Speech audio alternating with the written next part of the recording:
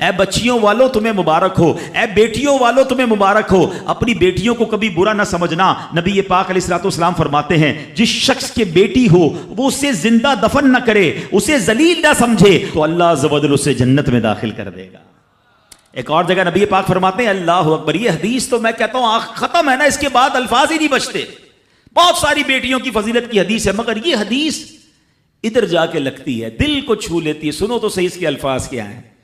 اللہ کے نبی فرماتے ہیں بیٹیوں کو برا مت کہو، میں بھی بیٹیوں والا ہوں۔ ہائے ہائے، ختم ہو گئی نا بات ہے۔ اللہ کے نبی نے صلی اللہ تعالی وسلم نے اپنی نسبت بیٹیوں کی طرف فرمایا میں بھی بیٹیوں والا ہوں۔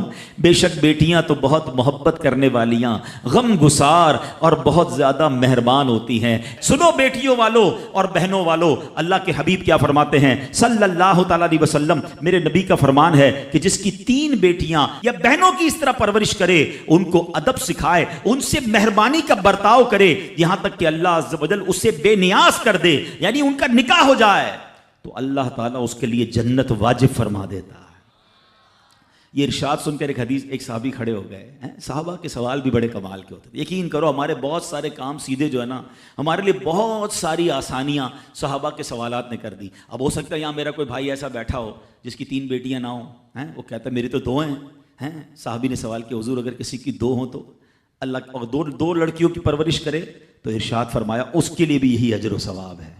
راوی فرماتے ہیں یہاں تک کہ اگر ایک بیٹی کا بھی لوگ ذکر کرتے تو نبی پاک اس کے بارے میں یہی فرماتے۔ مگر ایک روایت اور بھی موجود ہے کہ ایک صحابی نے کھڑے ہو کر کہا حضور اگر کسی کی 1 بیٹی ہو، اللہ کے نبی نے فرمایا 1 بیٹی ہو تو بھی جنت واجب ہو جاتی ہے۔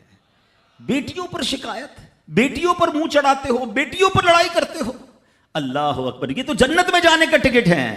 تو اپنی بیٹیوں سے پیار کریں۔ اور باپ جتنے بیٹھے نا، مجھے پتا ہے وہ میری بات کی تائید کریں گے، شاید پیدائش پہ منہ چڑھایا ہوگا کسی نے، لیکن آج بھی باپ سے زیادہ کلوز بیٹی ہی ہوتی ہے۔ پیار وہ باپ سے بیٹی ہی کرتی ہے، گھر جاؤ تو بیٹی باپ کا انتظار زیادہ کرتی ہے۔ اور اسلام عورتوں کے حقوق کی شاندار انداز سے بیان کرتا ہے۔ اللہ کے نبی علیہ الصلوۃ والسلام فرماتے ہیں جب کسی کے ہاں لڑکی پیدا ہوتی ہے، سنو، گھر پہ مہمان آئے تو اچھا لگتا ہے نا، اور کوئی بڑا اہم مہمان آ جائے، کوئی بڑے بزرگ آ جائیں تو کتنا خوش ہو جاتے ہیں آپ۔ کئی ایسے بزرگ ہوں گے، کئی ایسے علماء ہوں گے، کوئی ایسی شخصیت ضرور ہوگی جس کو آپ اپنے گھر بلانا چاہتے ہوں گے، مگر آپ سوچتے ہوں گے یار وہ میرے گھر کیسے آئے گا، بہت بڑا آدمی ہے، بڑا مصروف شخص ہے، پسند تو مجھے بہت ہے مگر میں گھر نہیں بلا سکتا۔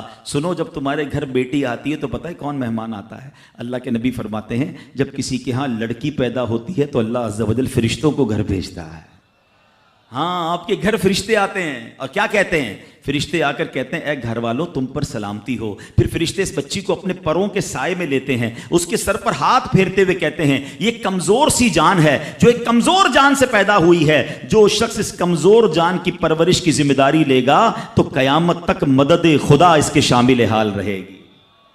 تو اب کبھی بھی بیٹیوں پر زیادتی نہیں ہونے دینی۔ ہاں، بیٹیوں کی دعائیں لو، بیٹیوں کی خدمت کرو۔ اور میں نے خود دیکھا ہے، آپ نے بھی دیکھا ہوگا، میں نے دیکھا ہے، بلکہ میں نے ایک طرح سے انٹرویو لیا ہے ایک رشتہ دار کا کہ یار آپ کی 4 بیٹیاں ہیں، 3 بیٹیاں ہیں، کہتا ہے یار جب سے بیٹیاں آئی ہیں پتہ نہیں رزق کدھر سے آ رہا ہے۔ بیٹیاں تو کیا آئی ہیں، اللہ نے رحمت کے دروازے کھول دیے ہیں، کیونکہ اس نے منہ نہیں چڑھایا۔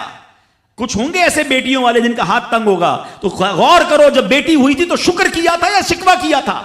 اللہ نے تو بھیجی تھی رحمت تمہارے گھر پہ، تم نے اس وقت بھی اللہ کو ناراض کیا، بیوی کو گالیاں دی، ہنگامہ کیا، اب کہتے ہو رحمت نہیں آ رہی۔ تم نے تو کتنی ناشکری کر لی۔ اگر تم سجدہ شکر ادا کرتے، اللہ کی بارگاہ میں رضا راضی رہتے، اللہ بیٹیاں تو دیتا مگر تم پر رحمت کے اور دروازے بھی کھول دیتا۔ اور ہم نے دیکھا ہے لوگوں کے رزق کو بڑھتے ہوئے۔